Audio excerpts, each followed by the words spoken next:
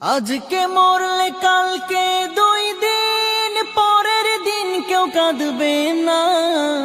যাদের জন্য করলা কামাই মরলে তারা চিনবে না। আজকে মরলে কালকে 2 দিন পরের দিন কেউ কাঁদবে না।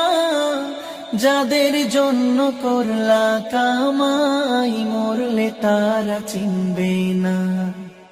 থাকতে সময় করো আমল, ঈমান করো খাঁটি।